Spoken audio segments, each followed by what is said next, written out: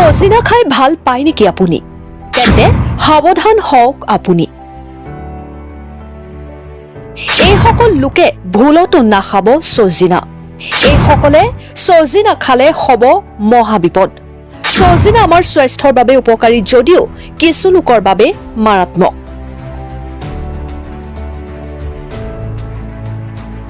কোনসকল লোকে সজিনা খাব নালাগে?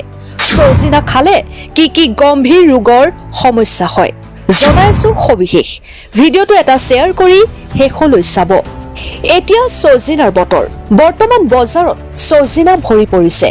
গাঁও অঞ্চলত বহুতৰ ঘৰতেই সজিনা গছ উপলব্ধ। বজাৰসমূহতো এই সময়ত সজিনা দেখিবলৈ পোৱা যায় আৰু আমাৰ বহুতৰে বাবে প্ৰিয় এই সজিনা। এই সজিনা বিভিন্ন ধৰণে ৰান্ধি খাব পাৰি। আমি সকলোৱে সুস্বাদু গুণবিশিষ্ট সজিনাৰ উপকাৰিতাৰ বিষয়ে জানো। সজিনা এবিধ যথেষ্ট পুষ্টিকৰ খাদ্য আৰু আমাৰ শৰীৰৰ বাবে ই যথেষ্ট উপকাৰী বুলি কয়। কিন্তু এইসকল ব্যক্তিয়ে পৰিহাৰ কৰক সজিনা। এই সন্দৰ্ভত আয়ুৰ্বেদিক বিশেষজ্ঞ ঘনশ্যাম মেধিয়ে কয় যে সজিনা যথেষ্ট উপকাৰী। কেৱল সজিনাৰ ফলেই নহয়, ইয়াৰ পাতৰো যথেষ্ট গুণাগুণ আছে।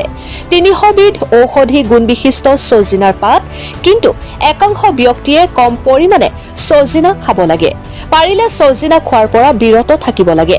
কফজনিত বেমাৰত আক্ৰান্ত ব্যক্তিয়ে সজিনা খাব নালাগে। তেওঁলোকৰ বাবে সজিনা উপকাৰী নহয়। ইয়াৰ লগতে যিসকল ব্যক্তি ইউৰিক এচিড গাঁঠিৰ বিষত আক্ৰান্ত তেওঁলোকে সজিনা পৰিহাৰ কৰিব লাগে। এতিয়া জানো আহক সজিনাৰ কিছু গুণাগুণ সম্পৰ্কে। সজিনা যথেষ্ট গুণবিশিষ্ট এবিধ খাদ্য। অসমীয়া সমাজত সজিনাৰ চৰচৰি, সৰিয়হ সজিনাৰ সৈতে মাছৰ চৰচৰি আদি খাবলৈ পছন্দ কৰে। সজিনাই তেজত থকা চুগাৰৰ মাত্ৰা বজাই ৰখাত সহায় কৰে। ইয়াত যথেষ্ট পৰিমাণে ভিটামিন আৰু খনিজ পদাৰ্থ থাকে। সজিনাত থকা অধিক পৰিমাণৰ কেলছিয়াম আৰু আইৰণৰ উপস্থিতিৰ অৰ্থ হ'ল ই হাড়ৰ স্বাস্থ্য বৃদ্ধি কৰে আৰু হাড় শক্তিশালী হোৱাত সহায় কৰে। সজিনাই ৰোগ প্ৰতিৰোধ ক্ষমতা বৃদ্ধি কৰে। ৰোগ প্ৰতিৰোধ ক্ষমতাৰ বাবে ই অতি উত্তম খাদ্য। সজিনাই এণ্টিবায়টিক এজেণ্ট হিচাপে কাম কৰে আৰু তেজ বিশুদ্ধ কৰাত সহায় কৰে। এই ধৰণে সজিনাই বিভিন্ন ৰোগ নিৰাময়তো সহায় হয়।